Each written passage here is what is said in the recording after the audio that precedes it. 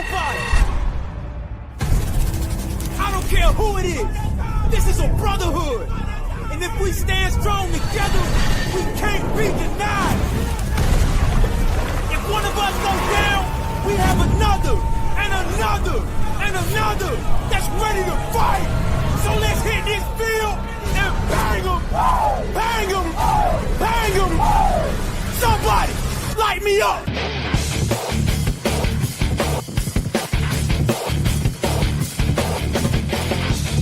It's time to huddle up. It's the Turf District Podcast.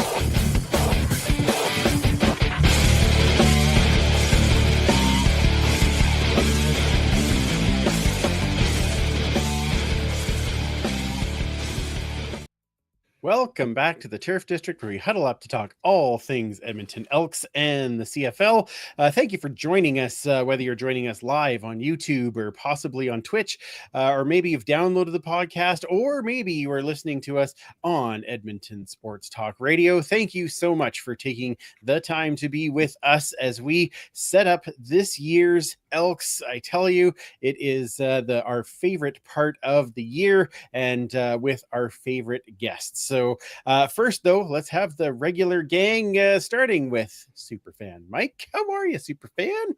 Oh, come on. We just got to watch some live football at home. We got to tailgate. We got to see all the family again. It's been a pretty good week, let's be honest. It really has. And a win. We won. Yeah, exactly. Yeah. Kind of a surprise win, but we'll take it. Football. What's this feeling? What's that? Nice. What's in that glass there, Commissioner? Just Diet Pepsi today. Oh, wow. Yes. Is that what the kids call it? Yeah. Right. That's nice. I think. I don't know. I got it from the kids, so who really knows? That's fair. Yeah. Welcome back, of course, Commish. We're happy to have you here, as always. And I have to tell you, Commish, every time that we play the intro and your card comes up on the screen, I am intently watching our guests so that they laugh every time. And I love it so much. It's so good. So thank you. It is so Grey Cup. That is just like Grey Cup really in a nutshell. It really is. It's beyond. All right. Well, before we get too far, make sure that you are adding in your comments and questions on whichever platform you are watching. And we will get to a few during the show, likely not in overtime this evening, but we will get to a couple during the show. And make sure that you check out our store, zazzle.ca/store/turf_district_shop. Now, on a bit of a somber note, before we bring in our guests, I just want to give out our thoughts to Milt Stiegel and his family. Absolutely horrible news coming with the passing of his son yesterday. I don't know about you guys, but I had to have a moment, and I really felt for that family. I just couldn't imagine so young and not being there anymore. So thoughts, positive vibes, hugs, all to Milt Stiegel and his family. So absolutely, yeah.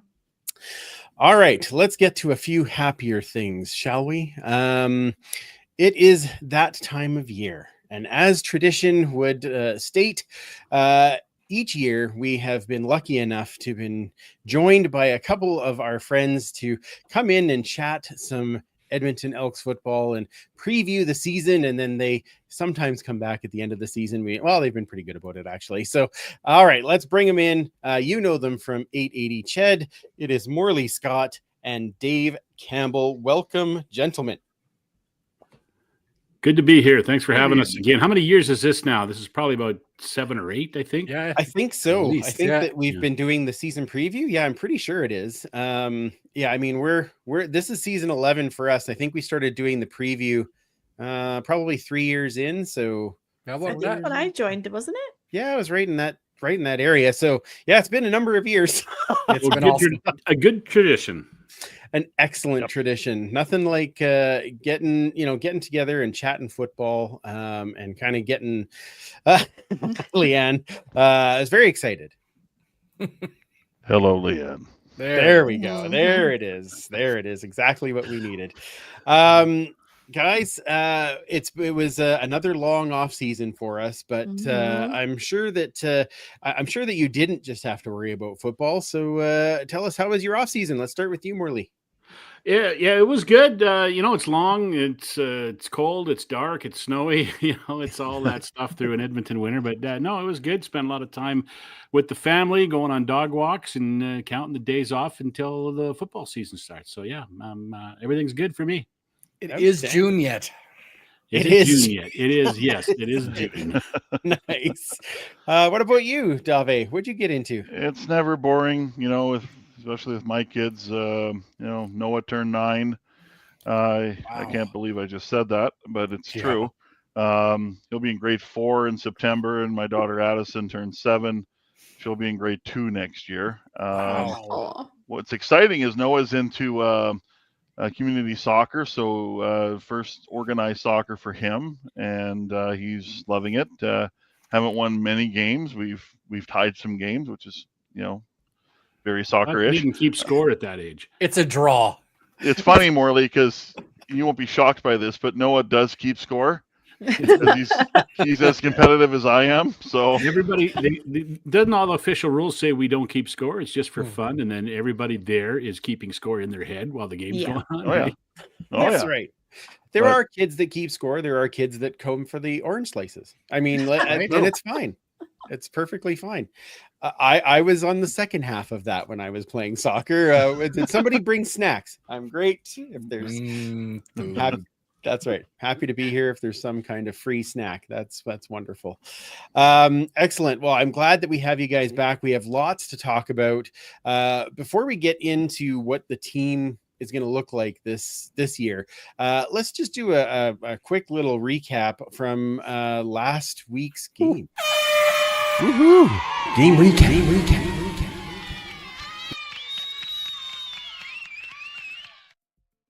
See, when we win, it's much more fun. Right. I liked the confetti. I knew that Kayla would be very excited about it. Looks like sprinkles sparkles flying all over my room. And how are you not like shriveling into like non-existence right now? Yeah, I had to watch it a number of times. I've conditioned myself to be able to watch it. The Elks did make it a bit exciting in that fourth quarter. Not so much exciting the rest of the game, but did come back for the 20-19 win over the BC Lions. I think that, again, another evaluation game, but, I want to talk about some of the things that we saw that were good in this game. So, Dave, let's start with you this time. What did you see that kind of stood out to you? Well, it was good to see the first team offense drive down the field and score a touchdown. I thought that was a really nice drive. Trey Ford made a couple nice throws, especially one down the hash to Dunbar, and then Justin Rankin just does what he does. He's the closer. I thought overall this defense is going to be good. I mean, this defense, I'll say, has the chance to be good. I'm a little cautiously optimistic after what's happened the last 4 seasons, but I do think they have a really solid chance of being a very strong defense this year. And then I love the fight. I love the fight at the end. Mm-hmm. I mean, it was pretty listless in that second half. Second half, it just turned into a preseason game, and it was just hard to really take much out of it. Then Cole Snyder comes off the bench and leads the score, and then Will McIlvaine comes off the bench and does the same. And what I really loved was the veterans were engaged. The veterans were really happy, excited, cheering. I spoke to Ed Hervey on Sunday, and he said what he loved was the calmness of the bench. And I think that's important. I mean, we've heard, with the Oilers, so Chris Knobloch stays calm, and it's a really mature group. So that's very important to me, personally, is that this group kind of stays composed. And Mark Killam said at the end of the on our post-game show, I don't think this applies to every team. I think it applies to the 25 edition of the Elks. It's never too early to build belief. So those things I take away from. It's never too early, or take away from that game. It's never too early to feel what a win feels like when this team hasn't felt a lot of wins over the last few seasons. You don't say. Says all of us here that have talked about all of it. Yes. Morley, what about you? What did you take out of that game? Other than the fact that, thank God, there's less numbers for you in the next game. Yeah, I can increase the font on my roster cards next week. I'm looking forward to that. Was it like, I think there was like 158 in the first game and 147 or something in the second game. So a lot of players, but that's what preseason's all about. And one thing I take from the two games is that everybody got a chance. And I kind of, on my depth chart, I kind of keep track of guys when they get into the games. And I think in both games, everybody got in. And so everybody got the opportunity to show what they can do. And in the win on Friday night, a lot of the same stuff that Dave talked about, I liked. I like the comeback. I like the fact that in crunch time, late in the fourth quarter, two different quarterbacks engineered 2 touchdown drives to get them the win. I've been really impressed with Cole Snyder. Really enjoyed talking to him first off when he arrived, and he got here 4 days before the first game, played in that game in Calgary and looked pretty decent considering, and then was part of the comeback in the game on Friday night. So I've been impressed with him. Will McIlvain, gone now, but was impressive as well, as he led the winning touchdown drive late. But I think the veterans looked sharp for the most part.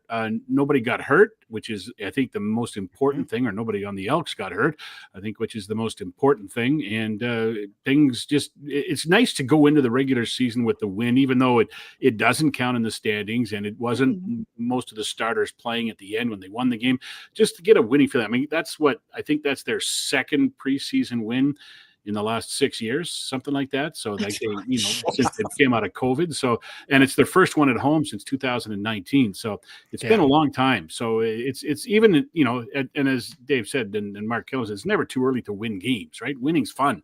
So have some fun, win some games, even though it doesn't count in the standings, and it'll all be forgotten come Saturday night when they open up in BC against the Lions. But winning's cool, and I think it goes a long way to helping this team this year. I think the preseason and the start of the season is pretty important to this team to help them get on a better footing moving forward and be more positive and get everything around them feeling more positive. And it is right now, which is great. Yeah, no, that's fantastic. And yeah, you could feel that positivity, right? As they were coming even off the field, it's like, yeah, okay, we can do this, right? So even in a situation that wasn't ideal. So what about you, Kamish? Yeah, for me, same as Morley and Dave both pointed out, I really enjoyed watching Cole Snyder, and of course Justin Rankin getting a touchdown. Like, can't not say anything about that. The defense looks pretty good, very exciting. But I will say, just jumping on the whole, it's never too late to start winning kind of thing. Even going into the locker room after the game and watching that video with Coach Killam, encouraging his guys to be like, hey, this is a feeling that's going to last kind of thing. And then Jake Cereza has to pull in with a bone on 3. Like, that gave me the goosebumps right there. Because even with David Beard too, he said it like, this is a new team. We're going to have new traditions, but we're bringing back some old stuff, the good stuff. And they did it like the bang on wins on however many bangs or whatever. So they were teaching the new guys that. And it was just good to see the old reps coming in to teach the new flesh and get that camaraderie, which is what we were talking about. At least Linda and I were last podcast of what we want to see with the guys. And it's that togetherness, that brotherhood, that camaraderie. And you can see it, and it feels different watching them. Yeah, that's a great point. Yeah, that's what I'm pulling from this game, because like the win feels good, all that stuff. But again, it's an evaluation. We haven't really seen our team at its full capacity. So game 1, bring it. Let's go. Fantastic. Already ready for the game preview, I can tell. All right, Superfan. Yeah, I mean, echoing what everybody said, it was just a real feeling like at the end, like we can actually pull out a win even when we're behind. But for me, I just love seeing a lot of those second-year players really seem to be coming into their own. Nick Anderson, 10 tackles in a half game.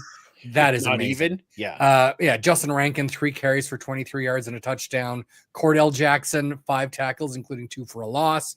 Devondrick Bynum and Zach Mathis did not look out of place with the ones, I thought. Just great to see them taking that next step and giving us something to look forward to on all sides of the ball.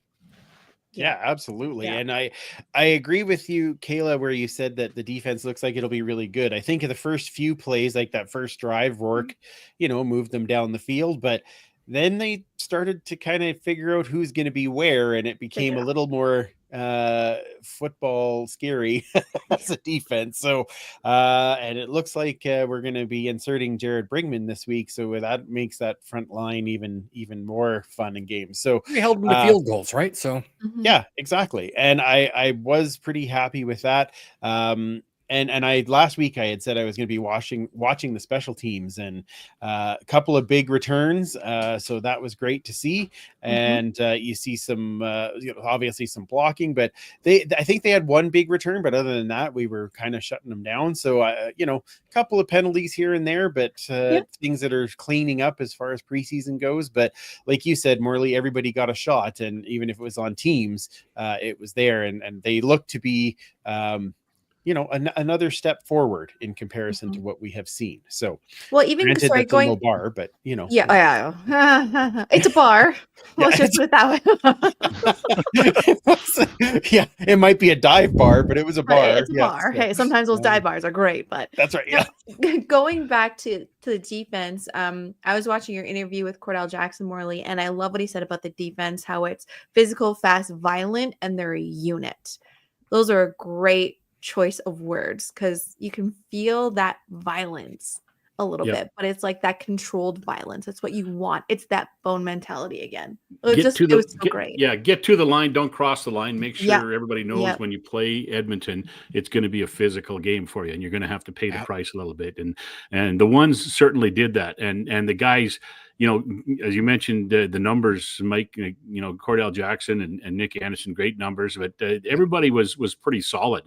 And right. I know, talking last night with Mark Killam on the Elks This Week, every Monday at 7:30 on 80 Ched, he talked about complementary football, and he basically said, we got a good stop by the defense, we got good stop by the defense, we got good special teams, we got a nice return, and then the offense put the ball in the end zone. And he used Dave's favorite words, complementary football, and that's what I liked in that fourth quarter. And then when you think about it, there was a lot of the 2s and 3s doing all that, right? Yeah. So which is great, and then make sure they felt a part of it, and it's a good team win. And it was a pretty good night. I was thinking the last 2 nights, and I often talk about the fans and how it's obviously we know what's gone on, right? And it's been a tough 4 years for the fans, but the last 2 nights you've gone to Commonwealth Stadium for a football game.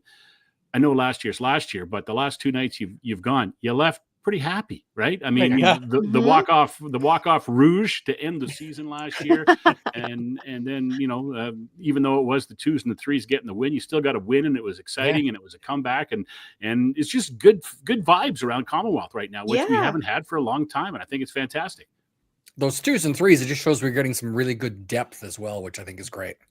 Yeah, that you can't win without it, right? Because people are getting hurt. There's, that happens every year, and now the guys who, when they do get called upon, they've got that to lean on. The fact that we did that in the preseason, we can do it in the regular season. Right. Yeah. Boy, I hope so.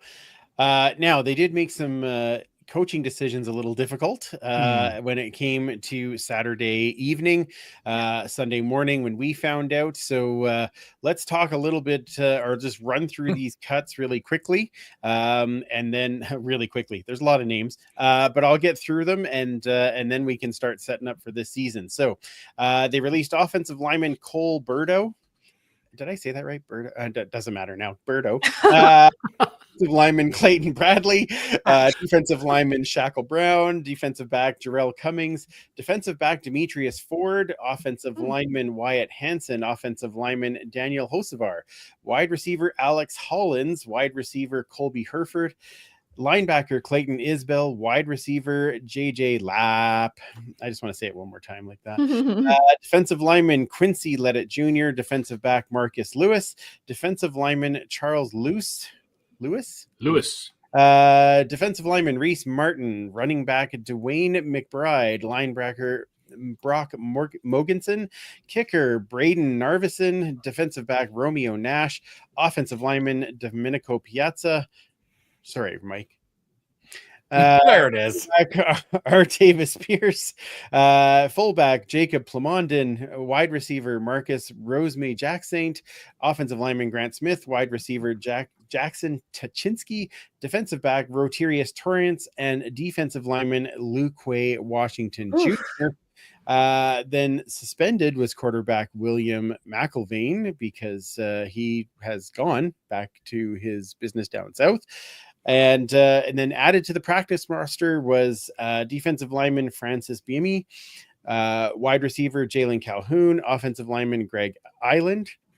Is it Island or Eland? Island. Yeah, Island. Okay. Fullback Bradley Because Hladek. he is an island if you look at his size. Yeah. He is. Isn't that the 6'9", 320 guy? Yeah. Okay. Wide receiver Kyrus Jackson, running back Isaiah Knight, defensive back Kenny Logan Jr., wide receiver Tyson Middlemost, offensive lineman Jackson Morkin from Orkin, and linebacker Alex Rake, and defensive back JJ Ross. So lots of moves in there. Few Can you surprises. repeat those, please? Can I repeat those? No, but I appreciate you asking. Yeah. Rewind and play. Yeah, exactly. Domenico Piazza. There. I That's can important. say that one again just because I do enjoy saying that name. A few surprises for sure, as Couple always. surprises. I mean, Alex Hollins seemed to be the big one that a lot of people were like, oh, okay. And then when you talk about Jacob Plamondon, who's been with the team for a number of years and a number of different positions.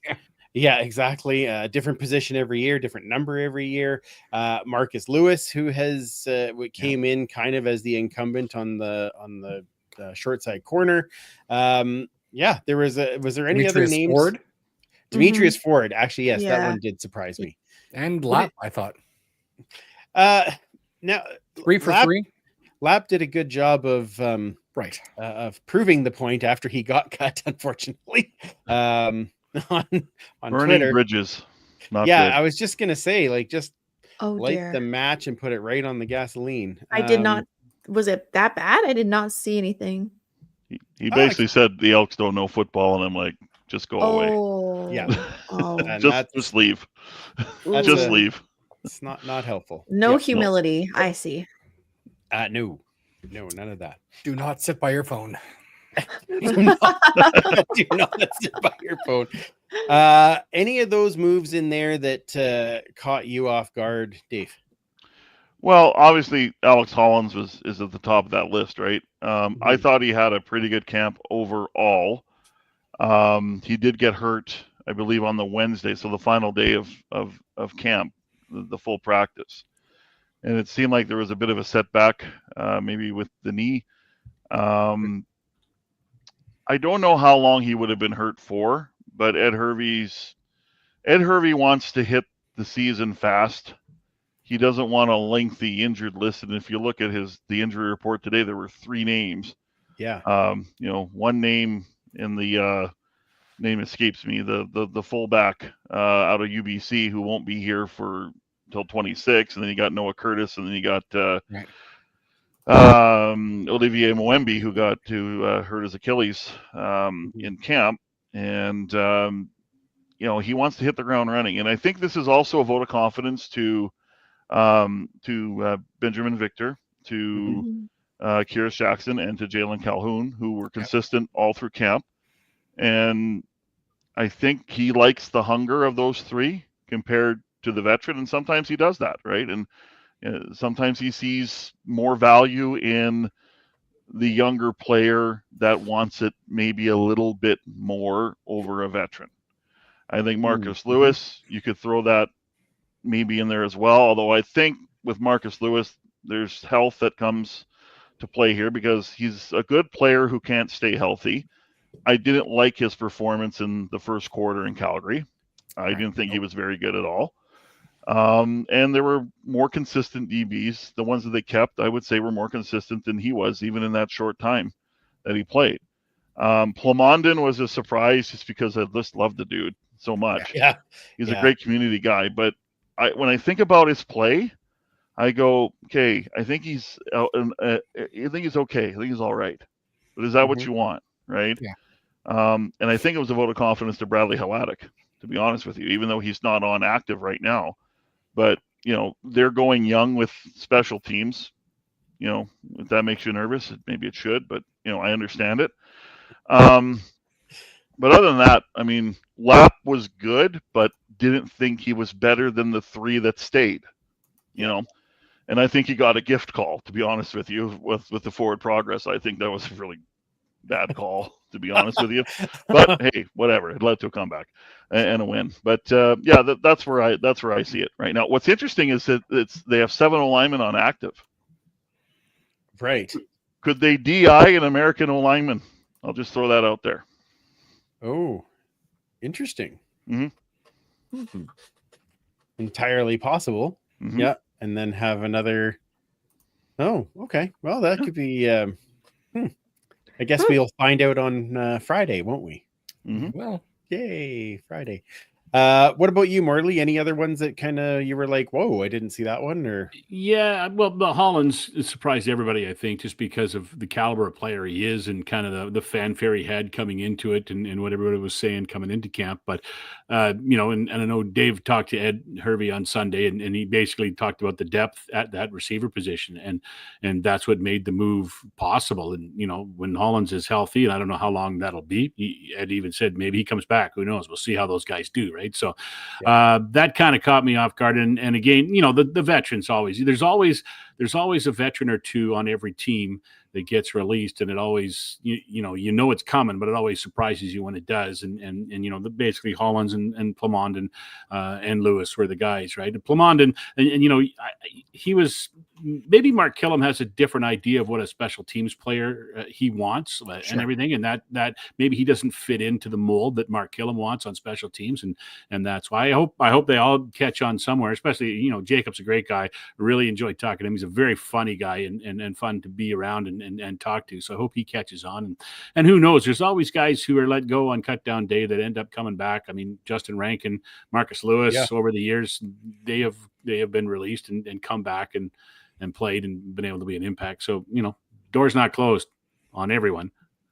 No, of course not. And we know from Ed's history, a PR guy could be the next guy that's coming in and lighting the world on fire. When you look at, Darrell Walker, Brandon Zylstra. Thank you. Yes. I'm like, starts with a Z, that guy. Yeah. Bryant Mitchell, like these were all guys that came in and started on that practice roster and then work their way up. So interesting to have those guys there. And like you said, Morley probably, then led to the release of Hollins. So super fan, was there any ones that you're like, thank goodness they stayed on the practice roster, or what's going on with the release? Yeah, I mean, you just mentioned some of the guys we've had in the past that have come off the practice roster, and it makes me wonder, is Jalen Calhoun, is Kyrus Jackson that next guy that's going to halfway down the season come off the roster and all of a sudden become an all-star? I'm very excited to find out. I thought they both had great camps and great preseasons. Surprise again, Demetrius Ford. I thought he, especially in the first game with the sack and the interception, a little quieter this last game, but still a very solid play, I thought. Maybe he was offered a PR spot and he said, no, I don't know, because it's going to be a tough defensive backfield to crack. The Alex Hollins one, he wasn't dressed, and I didn't see him on the sidelines during the game, whereas I saw all the other injured guys on the sidelines, like and Olivier Mwembe, who were there watching, and he wasn't. So that made me wonder if something they'd already talked about. But I have a feeling, again, if we need him, he might be available if we need to pull him in back. So those are sort of the big ones. And again, like I said, we talked about John Lapp. Just again, he had 7 of 9. 7 catches on 9 targets in the 2 games combined, including 3 for 3 in this last one. So a bit surprising, but again, maybe he was offered a PR spot and said no because he either didn't want to do it because you don't get a lot of money, or maybe he wasn't, and they just saw other things in Calhoun and Jackson and Victor Benjamin. Victor. We don't know football, so he didn't want to be here. That's another possibility. I mean, God knows possible. I don't. So I don't. Yeah, exactly. Kamish, any others? Oh, well, yeah, I don't want to be exhaustive. You guys already said the ones that were kind of the most outstanding. I'm very happy to see Isaiah Nate on the practice Yeah, roster. me too. Me too. So I will just say that everybody else, yeah, I guess you guys have mentioned it, but I just wanted to give a shout out to Isaiah Knight. I really liked, well, the 2 times I was at camp. It looked great. Well, you noticed, so that's a good Yeah, thing, right? Like, yeah, I mean, yeah. that I kept him stood out. on my radar, and yeah, very happy that he's on the PR at least. But who knows? Excellent. Yeah. Excellent. All right. Well, now let's dig into the guys who are left. The Elks 2025, and we know that there's some high hopes. There's a lot of confidence, as we have talked about, even where you're talking about defense and where those things are going to be. Morley, let's start with you this time. Where do you see this team's offense? How do you see them going through the season? Well, I think the run game is going to be terrific. When you throw Trey Ford into the mix with Justin Rankin and Javon Leake, I think the run game is going to be something special. I mean, how confusing can it be for a defense if you go with a 2-back set with those two plus Trey Ford taking the snap? Like, what is happening, right? It's all up in the air at that point. So, I'm looking for the run game to be important. I liked early in the game on Friday, the connection that Ford had with Stephen Dunbar Jr. I think that could be a good combo. So I think it'll be a work in progress. I think they're all learning a new system. They're learning each other, and I think it'll be a work in progress. And I think. But the good news is the defense is so strong, or could be so strong. And I mean, the offense led the league I believe or we're right at the top in almost every category last year, scoring and yards and points and everything. They won't have to do that this year because their defense will be much better. The defense is probably going to be much improved, obviously, over last year. And I think that's going to allow the offense time to grow, time to gel together. And they might win some games by, scoring under 20 points. Some nights they might have to score 30, but they might be able to win some games. I mean, we saw it on Friday, right? They needed 20 to win and they got 20 and ended up getting the win. So the defense is going to probably be the most important part of the team to start the season while the offense kind of gels together, because offenses are late arriving anyway, right? During seasons, it always takes them longer to get going, and the defenses always seem to have a leg up on offenses to start the year. So I think the Elks are going to have to depend on that. But I do believe this offense will be able to put some numbers up once they get going. Jordan McSimick's got a great scheme and a good system, and the talent is obviously there. So when they get going, I think they'll be pretty good. Dave, one of the things that I just want to build on from that is that Jordan McSimick has kind of been known to not really lean on that running game, but it does kind of look like the strength or one of the bigger strengths that Morley was just saying. Do you see that coming out this year? Do you feel like he'll go more to that, or that we're going to see that maybe a more balance, or where do you feel that that's going to land? Yeah, that's the biggest question I have with the offense outside of Trey Ford's progression and maturation as a starter, because Jordan McSimick has been known to dump the run, and William Stanback had an excellent season last year. He just didn't get the ball a lot, but when he did get the ball, he was very effective. So you have Justin Rankin back there, who I think is a proven back already. I mean, you got to have that element. And I think for Trey Ford, and we talk about the maturation progression, you got to put weapons around him to make him feel comfortable with what is around him. And I think, I mean, Alex Hollins was a great addition, or a nice addition. Let's just say that, right? Because I look at this receiving core as a Swiss Army knife, right? You got Stephen Dunbar, who can beat you in all three layers of the defense. You got Keon Julian Grant, who's, I think, deep shot presence is a little bit underrated. Curly Gittens Jr., if you need a quick 8 to 12, he's there. We're still learning more about Arkell Smith. And Zach Mathis is kind of that 3-layer guy, too, that can hurt you at any, short, intermediate, deep. And I think that helps Trey Ford, but I think the run game helps him, too. So it's just, some coordinators just, they get impatient with the run and then they go away from it if it doesn't work. Or you might see this where you go with Justin Rankin in the first quarter, maybe you go away from it for a bit, and then you go back to it sometime in the second half, especially in the fourth quarter when the game is closer, you have a lead. But that's the biggest question for me, outside of Trey Ford, is how much commitment will there be with Jordan Maximic to the run game? Excellent. I have that same question. So let's switch over to the defense. We think this is going to be the strength. Dave, what are you watching the closest on the defensive side of the ball? Well, their front seven looks formidable.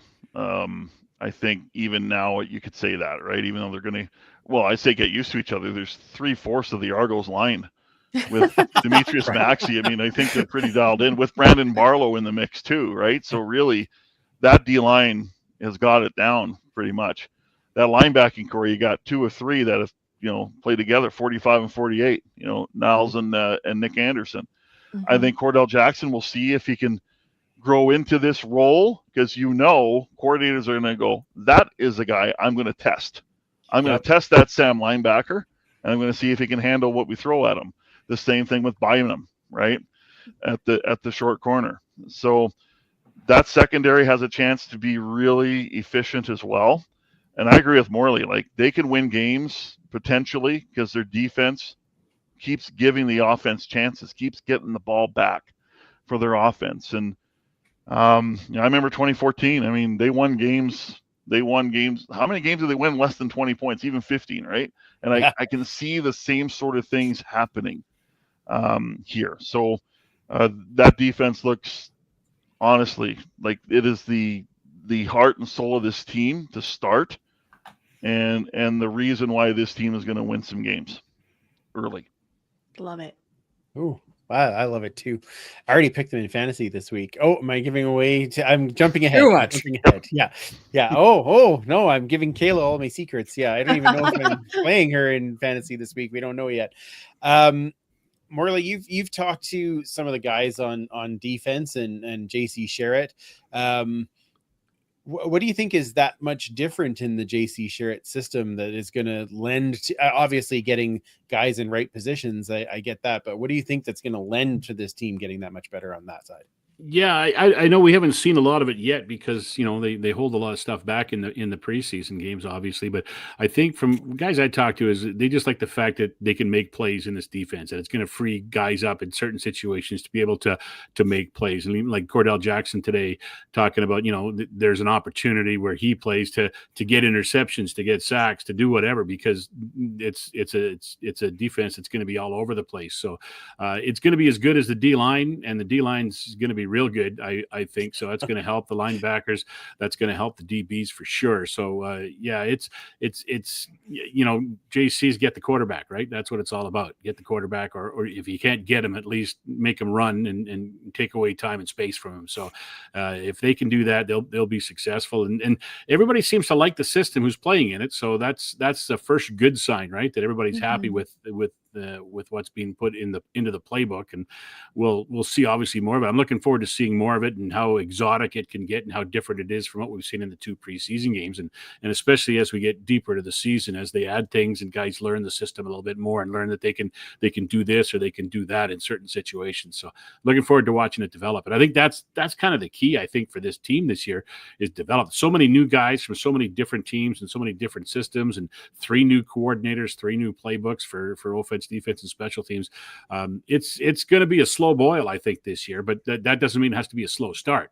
I think it's important to have a good start this year, especially after what we've all gone through over the last few years. But this is a team that's definitely built to peak and to peak later on in the season, which is when you want to peak, right? That's the old, it's a marathon, not a sprint, right? So we'll see how they come out of the gate, but I do believe they'll be, like every team plans, they want to be better at the end of the year than the start of the year. But this team is, I think, kind of built that way because of the situations that they've been in.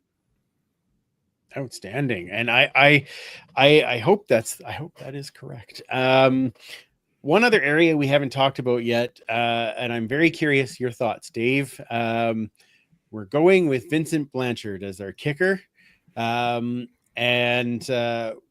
where or how are you feeling about that? I guess is my question. Yeah. Well, yeah.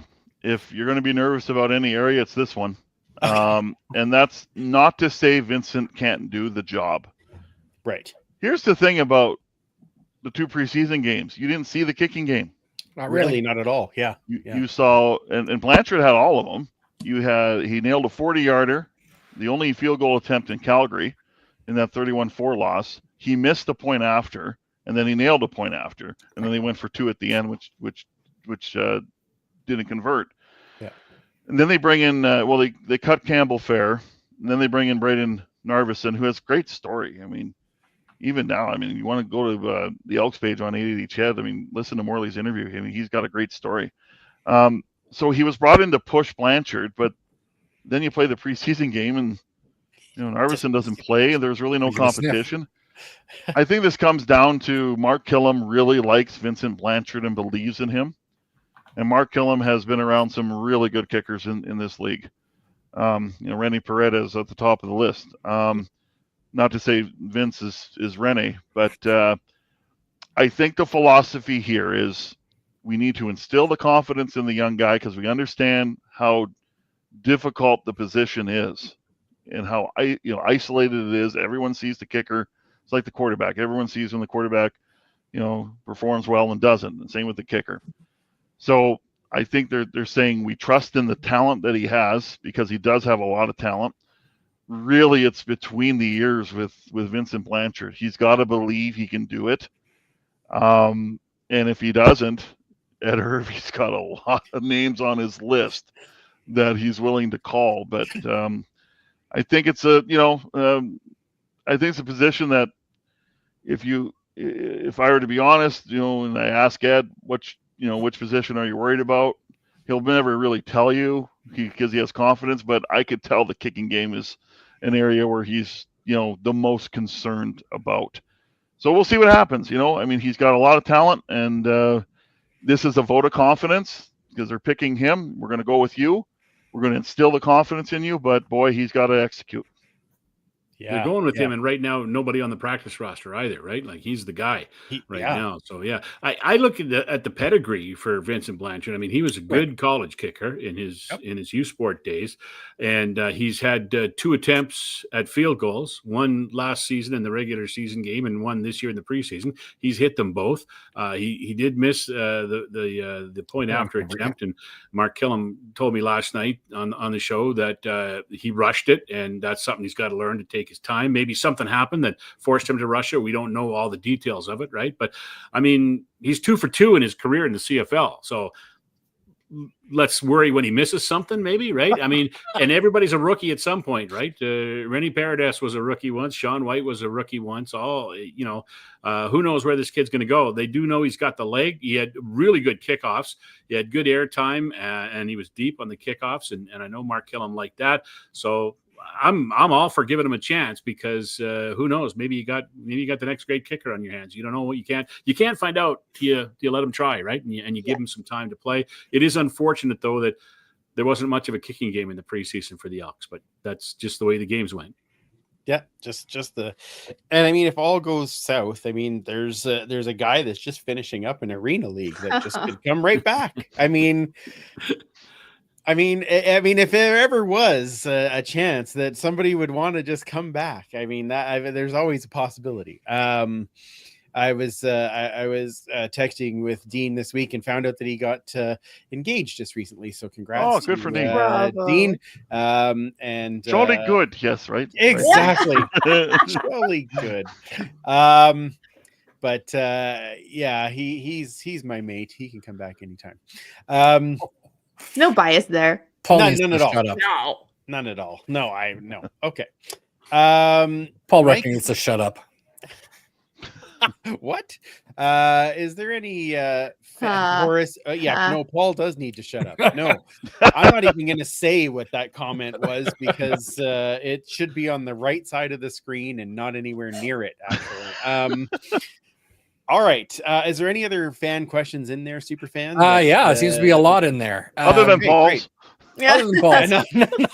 He's been already blocked him. disqualified. We already blocked him, so we're good. Talking about the kicking game, since we're kind of talking about that now, our good friend Jerry on Vancouver Island, Blanchard has a strong leg, a little confidence early, and I think he'll be fine. That field goal in the Calgary game reminded me of my knuckleball kicking of late. Excellent. It's good. And you don't have to be over the bar by a certain distance. You just have to be over the bar, right? They don't ask how. And between the big ones. Many. That's what I hear. Yeah, between the big ones. Yeah. Pierre Bourret says Blanchard kicked a game-winning field goal for 55-yarder while in Laval. Hey, more of that. Yeah, see? So, more of that would be he's got wonderful. the skills, for sure. And again, he got a good college there. He also said, Killam has been the best special teams coach in the CFL for years. If we improve our teams, it might be the difference. I think that's a great point. I mean, that's how many times has it been, catch and fall down, or how many times has it been the big return that has, that killed us in those games with the walk-off field goals last year, right? Right. You'd get it, and then they return it, and 2 plays they're there and kicking it themselves to win the game. So that small difference can make such a big difference. Yep, absolutely. Leanne is asking, and I think we've never even touched on this, is I'm curious about the short yardage. Me too. Yeah, I think that's just something. But he's just thinking, I have no idea. I don't know what they're doing here. Well, we saw Trey run one. We saw Cody run one. So I'm not sure how they're going to go. I don't know if they want to put Trey in that situation. Cody could certainly handle it, I think. Sure. I believe Trey was successful and Cody wasn't, correct? Yep. Right. But that's just one attempt. So, I'm interested to see how they go as well. I know, like in BC last year, the fullback ran it right with Jordan McSimic at the helm. So I don't know. I'm at every practice. I don't confess to watch everything at every practice because I'm doing some work and stuff, but I don't remember them really working on it at all during training camp. If they did, it was when I didn't see it or behind closed doors, because it's something that really hasn't materialized. And there's a couple of chances in games, but that's I'm very interested to see how they handle it. I'm kind of interested to see how they handle, that's 3rd and short, but I'm looking forward to seeing how they handle 3rd and 3. Sure. Because I think you put Trey Ford in the shotgun at 3rd and 3, and I think he gets that probably 70% of the time, maybe, right? If not more. So, that I'm interested to see how they handle that, and if they take a bit of a gamble on those plays as well. But short yardage is right now kind of a mystery, so we'll see how it plays out. Just give it to Philip Grahovic coming out of the back. Correct. Give him a running head start. Come on. You want to stop that? Not a chance. Yeah. And then the push after that. Yeah. Oh, that would be cool. I'd love to see that. Yeah. A great question though, Leanne. I was worried about that one myself. So yeah, absolutely. Paul Reckner, since he isn't #canceled, did say good vibes enhanced by seeing a very small injured list and seeing Dwayne Mandrusiak around the stadium today, which is, let's be honest, something that just feels great all around. Mm-hmm. Always good to see Dwayne. Good to see Dwayne. And the injured list, I liked seeing the injured list because there was no surprises on it, right? It was guys we knew were hurt and knew we weren't practicing. So, and Jared Brinkman wasn't on it, which is great because you want to see him. He hasn't done much during training camp, and he said that leg wrapped up for most of training camp since early like day 1 or day 2, and he didn't play in either preseason game, but looks like he'll be good to go, which is certainly good news. Yeah, absolutely. Good job, Brian and Lisa. Yeah, exactly. Ready to rock. That's no excellent. Lisa's list this year, please and thanks. Preferably not. Dave, just before we get to the next question, I know you were there for Dwayne being welcome back into the team. Tell me a little bit about that moment, just because you were there in the moment. So yeah, it was. You get that big lump in your throat, right? It was just such a great moment and it took probably longer than it should, but I will say the right personnel had to be in place, the right people had to be in place to make it happen. And I think it was a full circle moment for Dwayne, who did talk about the day, when he got let go and how painful that was. And Chris Morris talking about there's too many elements of our past that have been try to have been erased or diminished. Dwayne is just happy being with this organization. He's happy. He's happiest is when he's involved with this football team. When you think Eskimos, Elks, green and gold, whatever, Double E, you think of him. Edmonton football. Yeah, absolutely. I love the role of the community liaison and the historian, because he loves telling stories. Absolutely. And he will not hesitate to talk to anybody about the history of this club and how much he loves this club. I think it's just outstanding. There's a lot of emotion in that room. I gave Dwayne a big hug. It was very special for a lot of the alumni that were there. Of course, there was a ton of alumni. Yeah. You could tell he's home. And I think the fact that there's healing happening between the family and the organization, to see Mackenzie there, to see Matt there, was special as well. Yeah, 100%. I thought it was when I talked to David Beard the day they made the announcement, who's known Dwayne, he probably on the team knows him the longest from being here in 2015. And he just said, it was simple. He just said, when I think green and gold, I think Pops first. And that's kind of, I think, the boat that everybody's in, because he's been so impactful on so many people over so many years that he's basically, and the role is perfect for him, because he's the keeper of the green and gold right now, which is great. Well, I mean, you think about it. This team just celebrated its 75th anniversary or 75th season last year. Dwayne's been here 2/3 of those. Yeah. Wow. That's crazy. 50 years out of 70, 76 now, but absolutely insane. I would say, I'm just saying this off the top of my head now, and I'm trying to think if there'd be anybody different, but I think Dwayne Mandrusiak has probably seen more games than any person, more elk Eskimo games than any person alive, because he's been there so long, and he's been, and even the 4 years he was out, imagine he watched a game or two as well. I don't think he was in the stadium for him, except for last year's season opener. But I can't think off the top of my head anyone who's seen more games than Dwayne for the Eskimos / Elks. More play, whether it's practice, whether it's whatever. Oh, he was there throwing in practice, right? And it's Blake Dermott might be a close second, working, playing and then watching games from the booth and that. But it's Dwayne for sure he's an icon. He is green and gold basically, right? Like we said. Yeah, fortunately, I mean, he came to visit the house on Saturday here, and you can't really see it too much, but he's just over here on the right. So I got him a nice 5-6 glass case. So we'll let him up for the weekend, because he's got a bit of a special day coming up on Saturday. But I see Vic in the comments there, and that's one. Here's a good stat about Dwayne. If he were to put on all of his Grey Cup rings, he'd have to grow an extra finger, right? Right. I don't want to know where that 11th one goes, but nope. Let's move on, shall we? Any one more fan question out there, Mike? We can. Oh my goodness, there's a lot in there. So I want to start with this one because this looks kind of fun. David Morley, if you're going to BC Saturday, don't party with Snoop. We need you healthy for our home.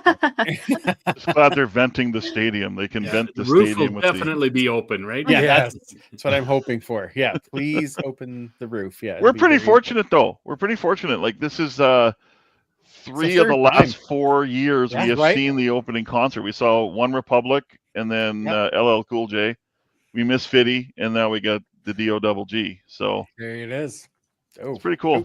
Amar Dolman has definitely, he's just changed that organization for the better, and it's, he's not, you look at Larry Thompson, he's not as, bombastic, or not that Amar is bombastic or flamboyant, but he's a lot more, willing to be out in the public. Larry isn't, but Larry's that transient owner that can really make a difference. And so, same with Amar Dolman.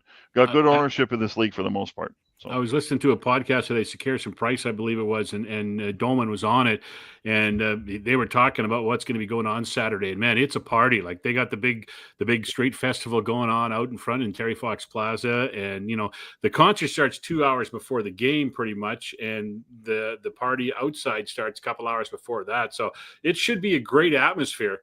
outside and inside the stadium when we all get there on Saturday for the game. Fans will probably be worn out by the time the game starts if they're outside for the party than inside for the concert. But it's going to be cool to see it. I know the one a couple of years ago with LL Cool J, they had the same thing going on, and it was the walk to the stadium was fantastic because there was just so many people out there and they were having such a great time. Oh, so jealous. Yeah, I can't wait. It's gonna be great. You're not the only one that's going to be there, Andrew. Oh, I know. Yes, Coach Vic, apparently. Yep. So we are going to try and meet up beforehand for sure. So there'll be a few of us around. That would be an extremely west of us. Would that be then? Yes, right. Exactly. Yeah, extreme west of us. Far west of us. Excellent. Okay, one last question. As far as the preview for this year, we'll just go right around the table. Dave, one player that you're keeping your closest eye on. Well, I'm just gonna. It's the low hanging fruit, but it's straightforward. Okay, it's fair. It's fair. There is so much expected of him, and yet he is still learning the position. It's a steep learning curve for him, and he's got to learn this on the job. And I'm glad he's getting the opportunity finally. This isn't going to be a case where it's okay. 1 game in, 2 games in, 3 games in, Cody Fajardo's at quarterback. I don't think we're going to see that. Trey Ford is the one I'm watching the most. Mm-hmm. Fair enough. What about you, Morley? Same, yeah, 2. Same. Okay. That's a spot to watch this year, just because of the little taste we've had over the last 3 years. Excites everybody to see that on a weekly basis, game in and game out. And I mean, you can look at the numbers, and sometimes the numbers aren't great, except for he wins, right? And that's the bottom line. I mean, McLeod Bethel Thompson had fantastic numbers last year, but didn't win a game, right? At the start of the season, right? So, and that's why they eventually had, they made the coaching change, they made the quarterbacking change. But Trey he's got that something, right? And guys like playing for him, guys like playing with him, and just look back over his career, he just wins games, and I think that's great to see. And I just hope if he is what everyone thinks he can be, we're gonna have a lot of fun in the next few years, I think. Yeah, very true, very true. And like Killam said to me in the scrum after the game, it was like, look, pretty or not, a win is a win, and those are hard to get in professional football. So we'll take a W however we can get them, right? Yeah, there were some pretty losses last year, and they suck. Yeah, it's still upsetting. Exactly. Yeah. Nope. We still play the Price is Right sad music after, so we don't. Yeah. Kamish, who are you watching this year? Oh man, there's so many, but just because of the way I talked about him last season and coming into this season, and I told him to his face, I was looking forward to watching him grow, and the move to the Sam position, the new number in 13. I gotta say it's Cordell Jackson. Oh, excellent. Nice. I kind of wondered if you go that way. Yeah. Super fan? I got 2 for I only said 1. Yeah, I know. Otherwise, 2 different things here. It's for mean. I want to see how well he can do. I mean, we've already talked about Trace. I'll talk about Vincent Blanchard. We've talked about it a bit. This is his opportunity. We want to see, but for pure excitement, it's going to be Nick Anderson. So, 2 different reasons to watch. One for I want to see what he can do, and one for he's just fun to watch. Yeah, is he ever? Yeah, he's got a great suit in his closet. That black velvet suit. Nice. Oh, it's lovely. I am going to be keeping my eye. If you read my 3 down article, I feel like Zach Mathis is going to be a breakout player this year, and I cannot wait to watch him tower over people and catch that touchdown in the end zone. Like Trey, just throw it high. Like nobody can get as high as he can, and I am just so excited to watch him have some success this year. So that'll be the guy I'm watching. Sorry, Andrew. This is how good he's been, even in preseason. And you can tell how high the coaching staff is on him.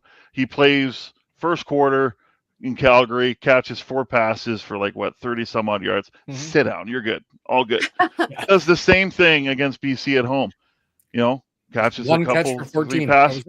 But you know what? They saw enough of him. Sit Yeah. down. You're good. You made the Yeah. team, son. So I'm with you, Andrew. That's a good choice. That's And a it really wasn't good just point. the games. He was good in training camp too. He I'm was. sitting up there watching, and every time there's a great catch, you look down. Oh, it's 81 again, right? He made some a couple of one-handed grabs at the back of the end zone. Really looking forward to him. And what I like about him is he's got such a great chemistry with Trey. I mean, they live together for starters.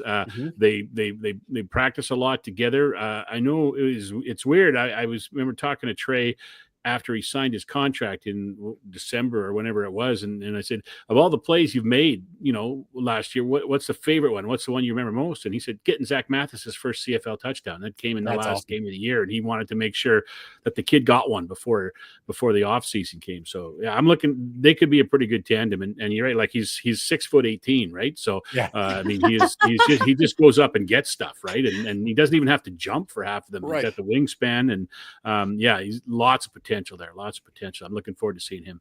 And every time that they walk to work together, it's like bring your kid to work day. Like it's this giant, this little guy. And one Trey. And I do find it funny out of all of our conversations that we've had about the team, not once did we mention the guy who finished the highest in the TSN top 50 in Tyrell. Ford. Yeah. He is also going to be interesting to watch, but we're very excited for you to be here, Tyrell. Please don't take that as a bad thing. Was he number one? Really? Yeah. He's number 9. He went number 9. Yeah. I did you see them all? I wrote them all down if you want to hear them. I got them. Yeah. There's all right. Well, Tyrell Ford at number show. 9. Thanks. I appreciate that. Tyrell Ford at number 9, Jake Seresna at number 13, Nick Anderson at number 23, Martez Ivy at number 38, which is way too low for where he should be, but still glad he's there. 39 is Trey Ford.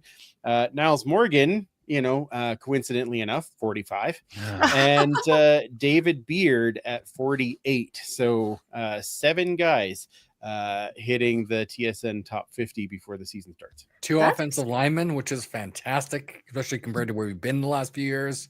Both our standard linebackers. Mm-hmm. Yeah. It's exciting time.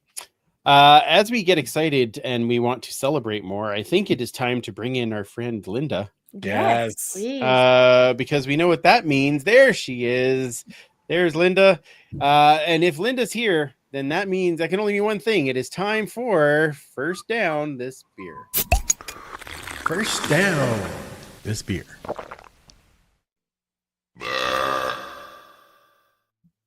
Oh God! Lovely. Every I time. know how much you love it, right? Let me just switch you over here. Why is it not switching? Hang on. The camera loves you. Doesn't it though? Oh, it's like I'm in the dark. Oh well. Well, they're not letting me switch it over, so we'll have to have a little fun this way then there, Linda, for some reason. Oh, that's fine. All right. Well, thanks team. When have you felt so much joy at a preseason win? Right? It's Been a while. Been a long time. I think that that last 2 minutes, that single point, tipped the scales of those crummy 4 years or so and turned the tides, just like I predicted in my first one. So today we're going to honor our Elks road trip to BC by using beer as the device to manifest that most famous Vancouver smell, marijuana. Look in the ocean. Four Winds Brewery in Delta, BC has taken 2 apparently very popular cannabis strains and turned them into New England IPAs, both 6% ABV, neither using THC or CBD. First, Blue Dream. Okay. It's inspired. Okay, so I'm way out of my depth on the cannabis end of things. It is inspired by the allegedly legendary Blue Dream cannabis stream, appealing to hop enthusiasts and cannabis connoisseurs alike. The hops and plant terpenes, which I had to look that up, I didn't know that word, mimic the aromatics of the strain, give you a dank hoppy aroma with a juicy, fruity undertone and a hint of spice. The brewers say that it's a flavor journey that will leave you feeling blissful. Ooh. There's that. And then Purple Haze, inspired by the Appropriate. legendary Purple Haze cannabis strain. You can expect a dank, juicy brew with notes of berries and melon funk and floral, earthy undertones with aromas reminiscent of fresh BC bud. Their words, not mine. The brewers describe it as hazy, hoppy, skunky, bitter, and dank. Now, bear with me, in the beer world, those are actually pretty good words. I was going to say, you had me at skunky and bitter. I had no idea I was a good beer until you just said that. Yeah, that's you just crack open a can, take a whiff, and boom, you're in Vancouver.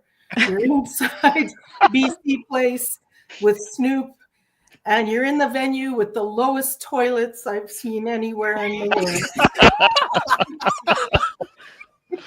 But the beer's pretty good, and I prefer Blue Dream edging out the Purple Haze. Now, as far as branded glassware, I don't have any, but if I cross out this part, it just says God. It just says that's perfect. Yeah, exactly. It worked well. That'll work. So I thought I should probably talk about something a little more accessible for us this week, and that's going to be Sea Change's limited edition Joey Moss Man Crush Mandarin. Yeah, nice.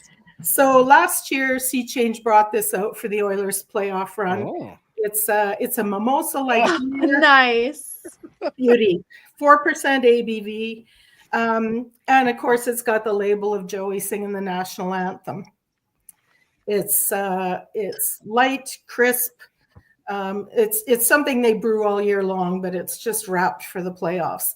And it's a fundraiser. I don't know if people know that, but proceeds go to the Joey Moss Memorial Fund and the Winifred Stewart Association. And last year in the playoff run, Sea Change donated over $27,000. Amazing. Oh, awesome. To two great charities. So it's light, it's juicy, and it's a good choice to help us cheer on the Oilers' run for the Cup, raise some dough in memory of a great guy, and cheer on our team, which was also beloved by Joey. So those are my three for this year. That's amazing. Nice. Amazing picks. Awesome. Yes. I am not going to try any of those Bud beers when I go out to Vancouver.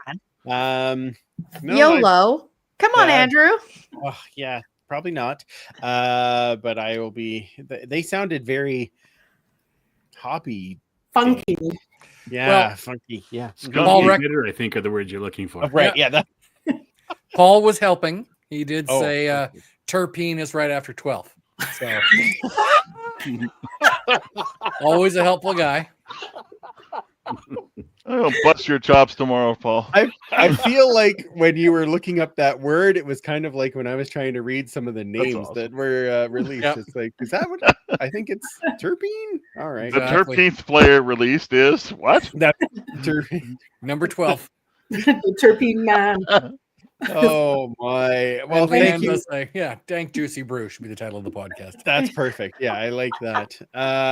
Thank you so much, Linda. As always, we will see you in a couple of weeks when we are back, and of course, setting up the home game with some wonderful tailgate pairings. Yes, sounds good. Woo-hoo. Thanks, guys. Thanks, Linda. Hey, Linda. Yeah, Linda. Great job. Oh man, I love that so much. And she's not kidding. They are the absolutely shortest toilets in the entire world at BC Place. For us tall guys, it's like that's a long way down. I don't know if I'm gonna the squatty potty. Yeah, that's right. All right, super fan, your turn. You ready? Yeah, always. Lovely. It's time for Lord and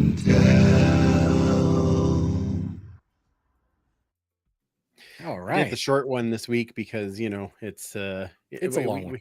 Yeah. Oh, that still doesn't want to move you around. All right. Well, okay, you're gonna have to go from there. Okay. All right. So a couple of things I like. I love the green and gold, clearly. You don't say. And I love food. Who doesn't? Me too. Right? So amen, brother. Exactly. So this team has done a lot of things that have been sort of paired with food. I think people might remember some of these beautiful barbecue sauces. We've got the honey garlic barbecue sauce. We've got, what is this? Hickory barbecue sauce. Ooh. And we have the chicken and rib sauce.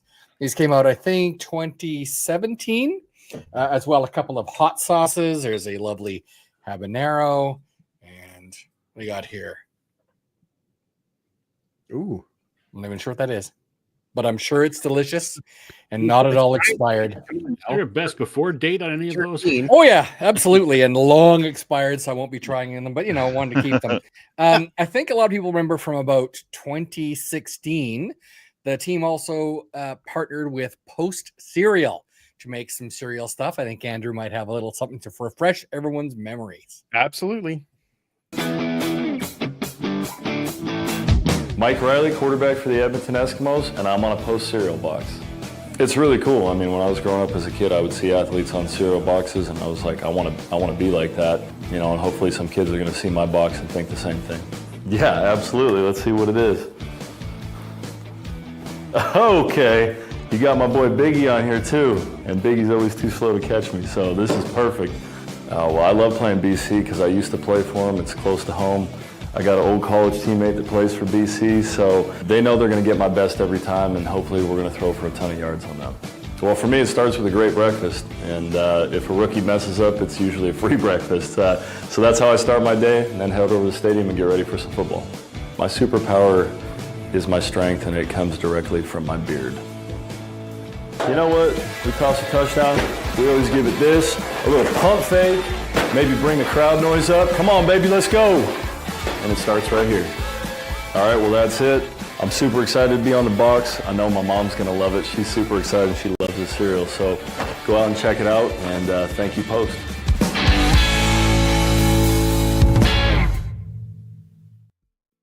Absolutely. And of course, we do have that exact box there. Of course. So we had that a couple exact of box that he was holding? That's right. He gave it to me. We have not only the Mike Riley one, we also have the Marcus Howard Shreddies.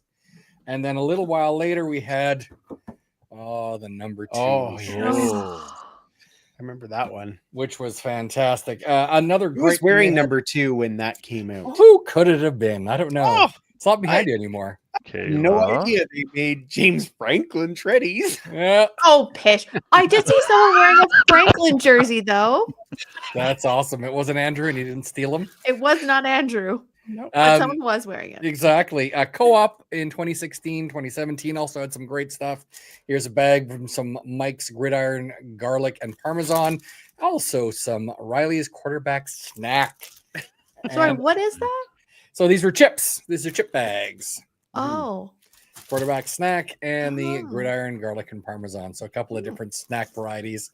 They were not great chips, but they were good. Oh. But That's the good. bags are fantastic. Mike And- Riley was on it. Last thing I've got in there, we had the Subway Eskimo Sub of the Month. Oh yeah, I remember that. Yeah. Yeah, absolutely. So quite a few things. Thank I've you. got a few more things coming up as well. So maybe we'll do a volume 2 of this in a few weeks. So Oh, you're making me hungry. something to look forward to. Oh, so good. Thank you, super fan. You betcha. It's amazing. So we get to our next part of this show, which of course is, ladies and gentlemen, it is time for the game preview. Our first official game preview of 2025. Week 1, the Elks travel to BC for the season opener against the Lions. Snoop Dogg will be there. We've all said it. We all want the roof to be open. We want to actually remember the game, so it would be important to open the roof. Game starts at 8 p.m. local time. What are we watching for in this game? Morley, you get to go first. I I think for me, it's going to be the start. It's going to be how they come out and start. They had a good start in the preseason game the other night at home, touchdown on their first series. I'm just looking for them to have a good start and just be in the game. I mean, the last few times we've been to BC, the games have not been fun. Nathan Rourke, he chews up the Edmonton Elks, and I think they got to figure out a way to stop him. That's going to be the most important thing, because he's been so successful, even in the preseason game when he was 8 for 8 before he left in the game on Friday. So good start, and just to see the beginning of the gelling of this team and everybody coming together in their respective positions and on offense, defense, and on special teams. Outstanding. Dave. Yeah, I was going to bring, just building off of Morley's point with Nathan Rourke, he looked like he was trending back to 2022 Nathan Rourke, that version in that preseason game. He played fast, he used his legs, and still threw the football. And let's add this element too. James Butler's going to play on Saturday most likely, and he and James Butler have torched this team many a time. And I think James Butler is a very underrated back, but he can catch the football, and he's very, very dangerous. So, and Buck Pierce will put the ball in his hands, because that's what he likes to do. He likes to put the ball into the running back's hands, as we saw out of Winnipeg with Andrew Harris and Brady Oliveira and the like. I also think for Morley, the start, along with the lines of Morley, the start's important. I want to see how they handle playing in uncomfortable moments. Are they okay? Are they going to be okay with playing a game on offense that, okay, maybe you get a lot of yards, but you don't necessarily get a lot of points? Are you okay with that? Right? The defense, I think they're going to be raring to go, happy to get out on the field and start making plays like they feel and believe that they can. The special teams, I mean, for Vincent Blanchard, this is the ultimate test, in my opinion.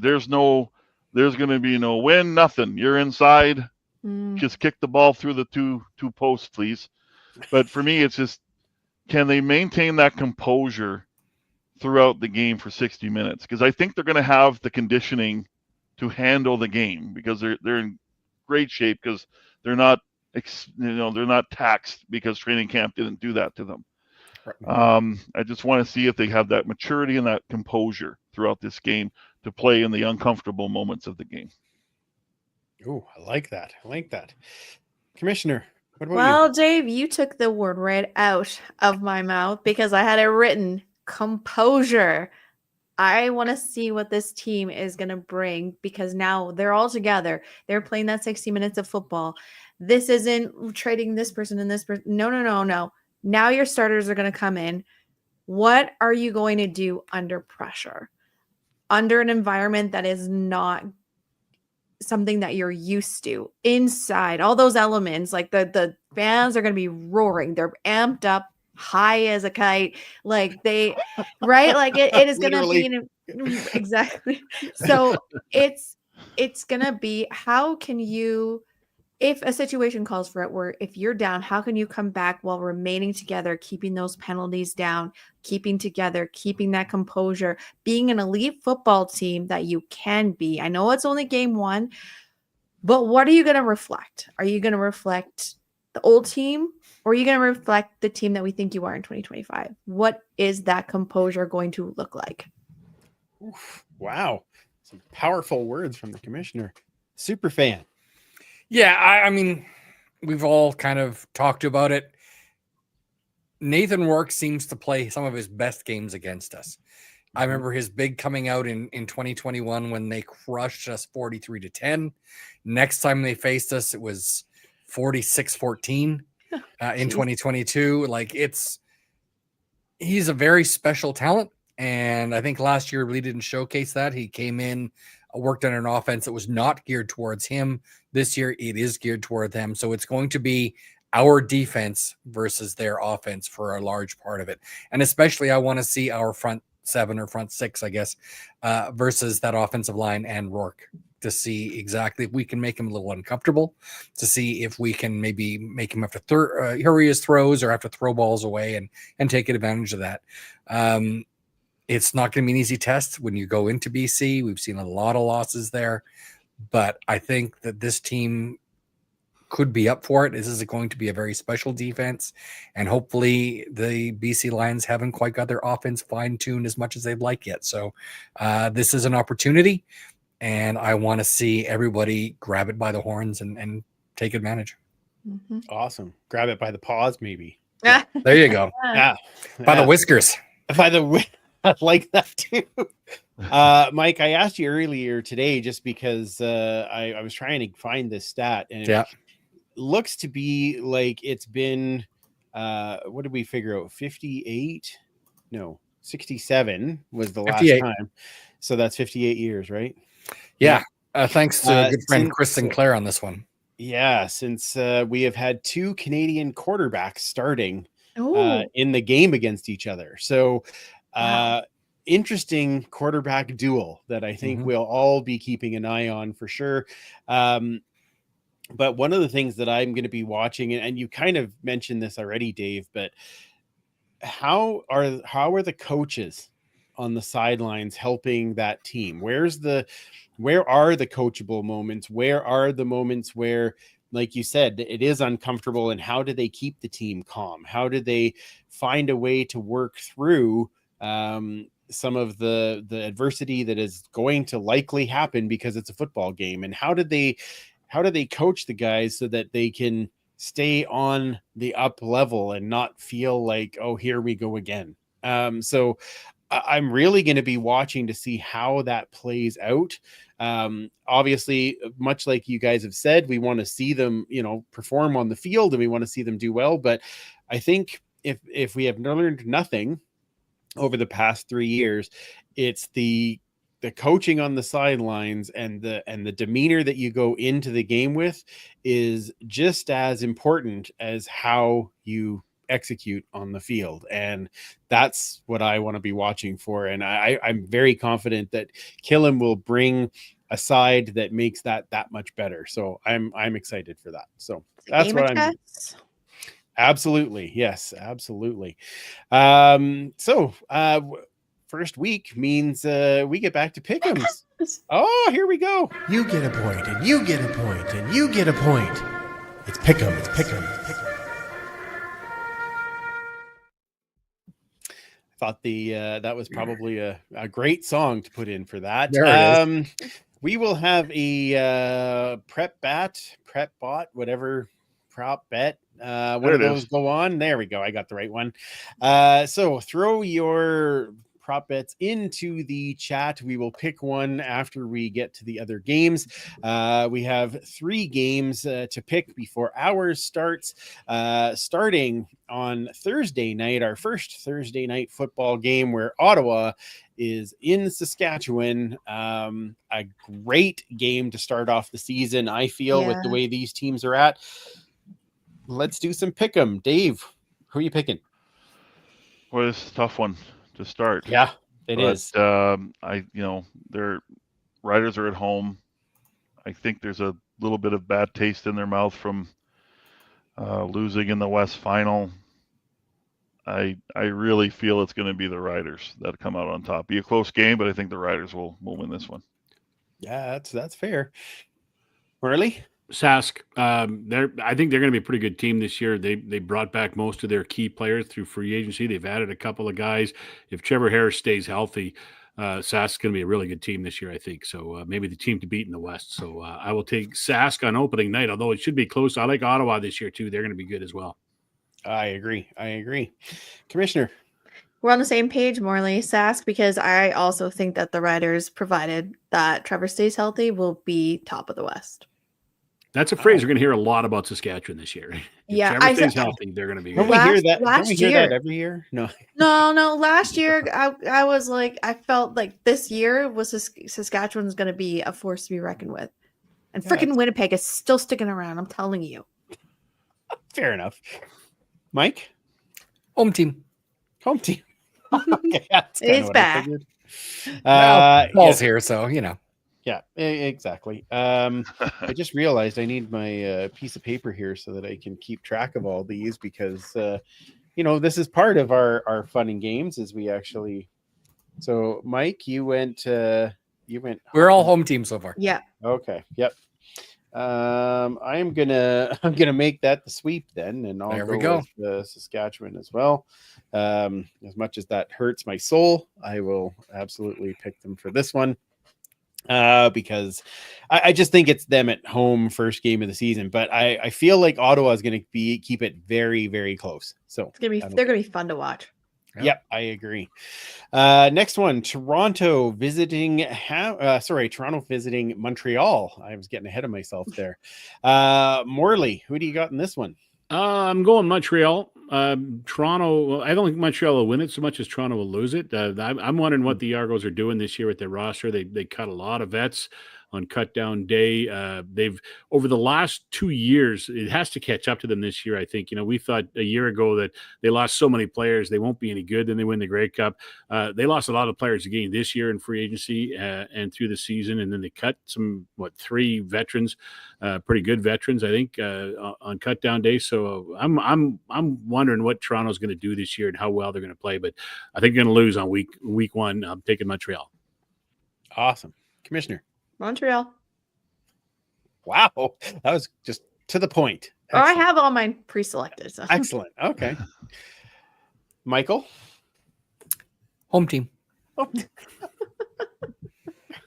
And you got to steal from the best, right? Home team as well for There me. you go. And Davi. Let's just keep it all boring. I know. Agreeable. It's just Alouettes. all on the same page. All right. Hamilton at Calgary. This one happening down south in the stadium known as McMahon. Commissioner, you get to go first on this one. I just want to preface that being at McMahon and seeing Vernon Adams Jr. jerseys on Stamps fans was a really painful experience. Hurts your soul. It does. It really, yeah. So in spite of that, no, I'm Hamilton. Oh, okay then. Super fan. This week I picked 2 home and 2 away winners. So we're going to go with Hamilton and a little bit of revenge for a certain quarterback coming back to McMahon. Mm-hmm. Very good. This first week of Pick'em is going to be very interesting because I'm also picking. Oh my goodness. Hi. So, Dave? Well, I look at Calgary as kind of still trying to figure it out, and I see the Hamilton Tiger Cats as well-oiled, same system, especially on offense. Hamilton wins. All right. And Morley? Road team. Well done. Well done. All right. Well, sometimes, when you're doing week 1, it can be a little boring in the pick'ems. It happens. It's fine. Yeah. Well, I'll go over 4. What is, anybody but Calgary. I like the way you think, Vic, and that is correct. All right. What do we have for prop bets in there, super fan? We've got a few actually in the chat. Ken says sacks for Elks. Okay. Could be a good one for sure. Our good friend David Winchester, total yards for Trey. Rowing or passing running? or both? Or is it all-purpose yards? When he does returns. Yeah, exactly. Our friend Jerry on the island, number of Elks TDs.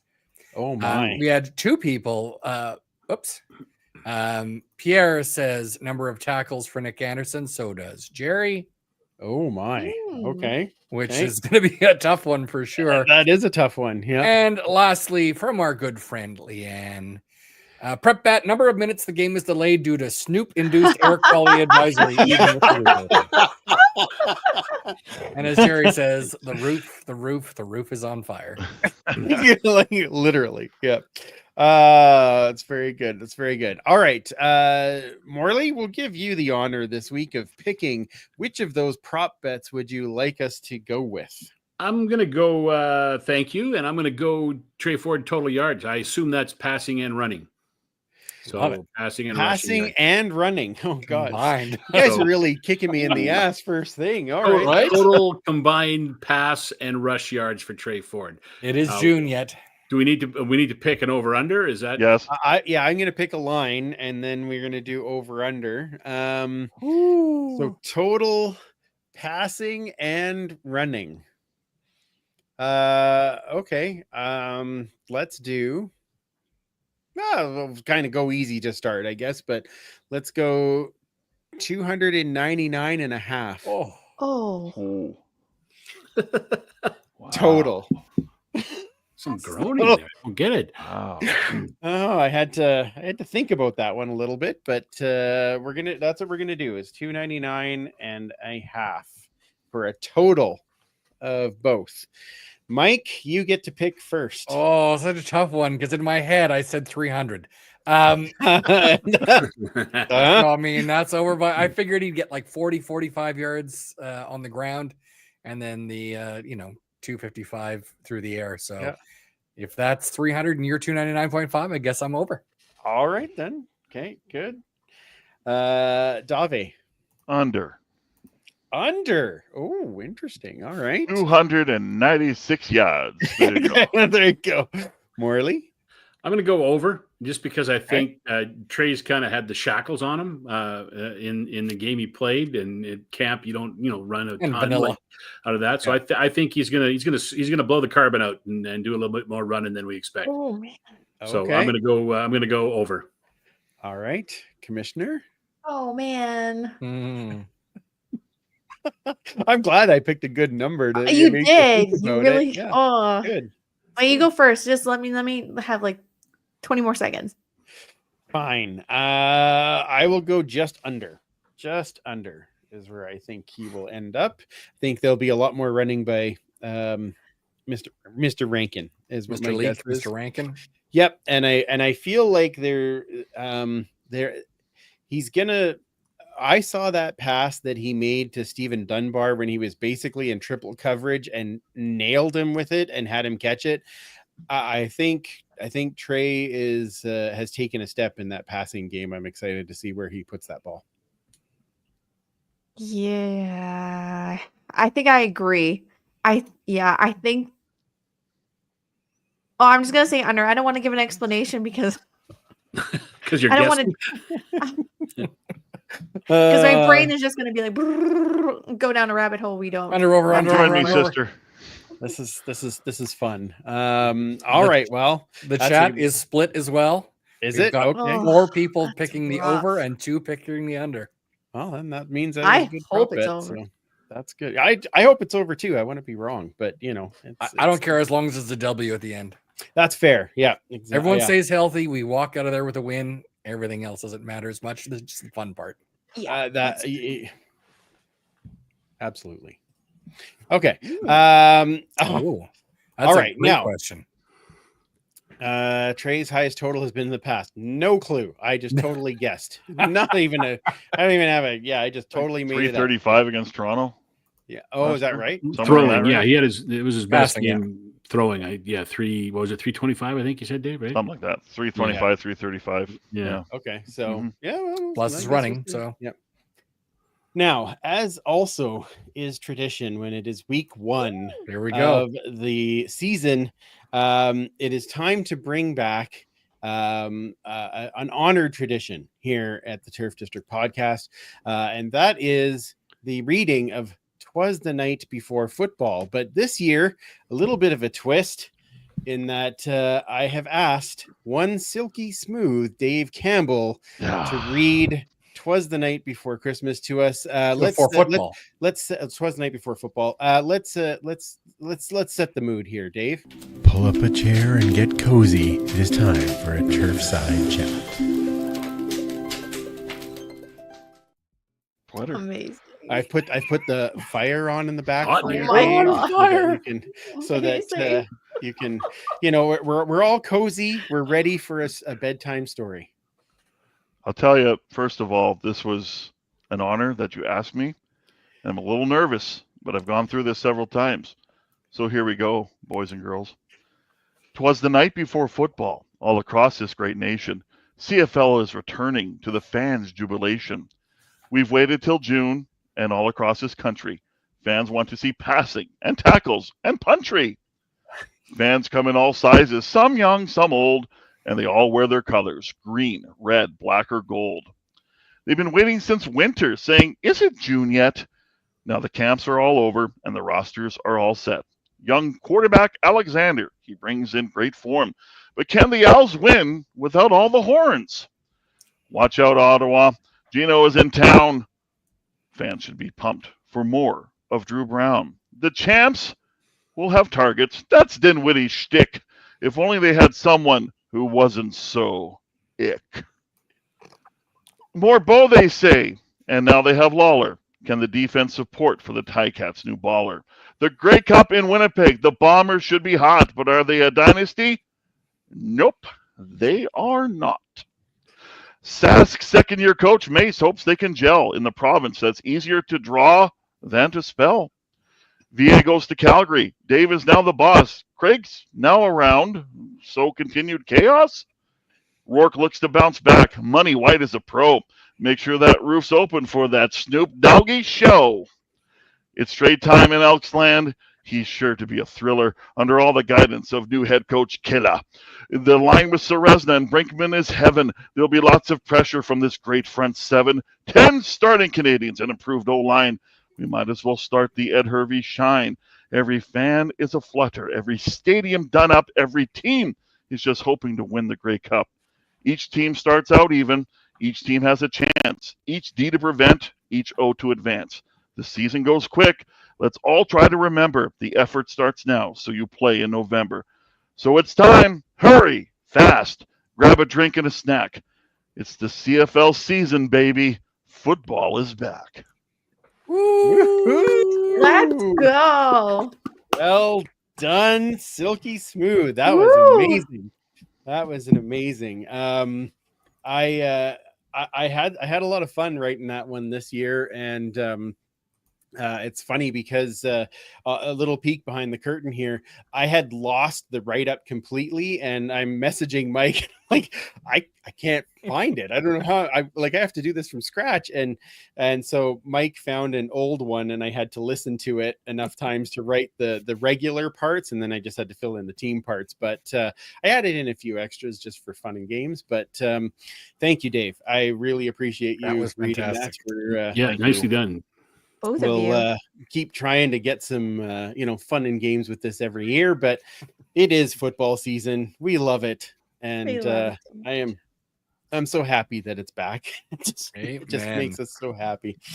All right, well, let's do a little bit of a round of plugs here.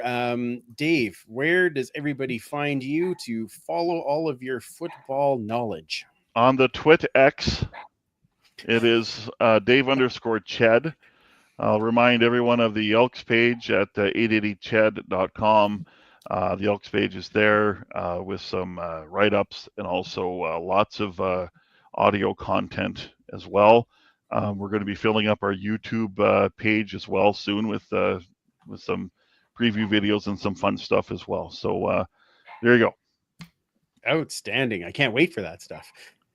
Morley, where does everybody follow you for your game day walks and all of your football stuff?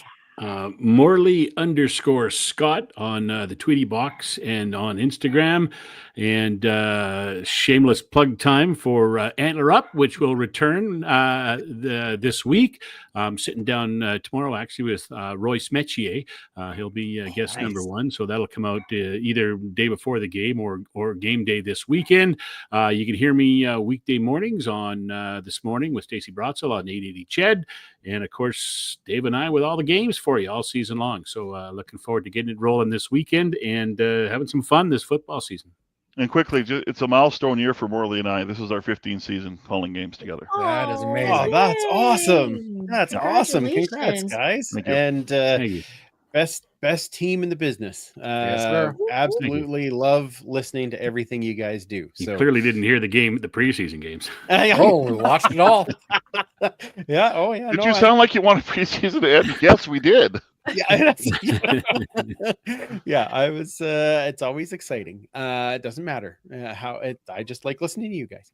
Thank you. And thank you again Ditto. for coming back and doing this. I just love this tradition, and I hope we can keep it going. So Bravo. Always fun to be here. I love the show too. It's always a part of my week, and when it's there in the inbox, I think, oh great, let's get at it. So you guys do great work, and I appreciate being on it. Oh, thank you so much. Commissioner, where does everybody find you? Oh, on that social media hellhole called Twitter. That's the new marketing campaign. Yes, absolutely. Pardon? At Duchess Lombardi. I only talk football and nerd stuff. That's it. Excellent. Superfan. Football is nerd stuff, and you can find Truth. me at 56 Parkies, and you can find the Edmonton Football History account at EDMHISTOREE. Hashtag Wonderful. King of the Nerds. That's right. Yeah, absolutely. You can find me at the Turf District or at Free Policious on all of your different social medias. Join in and hey, while you're there, throw a like, throw a comment, subscribe, ring the bell so you know when we're going live, all those types of things. All that stuff helps to grow the show. So help us with that. That'd be outstanding. And usually this is the time where we say, if you're live, stick around for overtime, but we're going to do that in 2 weeks when we have a lot more to talk about with the after the first big win. So yes, we will be back in 2 weeks. Join us then. And if you're in BC, message me. I'd love to catch up with a number of people before the big game and then chat about it as the game goes on. We'll try and set up some kind of meetup at halftime if we can do that for the far west of us. Nice. Right? West of us. West of us. That's probably right. I almost forgot. Follow our friends at Pay It Forward with Football. I did see Quentin and Sam at the game, and they are still doing amazing things to spread kindness. So please follow them as well. So once again, thank you for joining us for our season preview, and we will have these gents hopefully back at the end of the season when we're all talking about how amazing it is that we won the Grey Cup after everything. So for Dave and Morley and Linda and Commissioner Kayla and Superfan Mike, I'm Andrew. Remember, you can't catch footballs with your face, and we will absolutely talk to you in 2 weeks.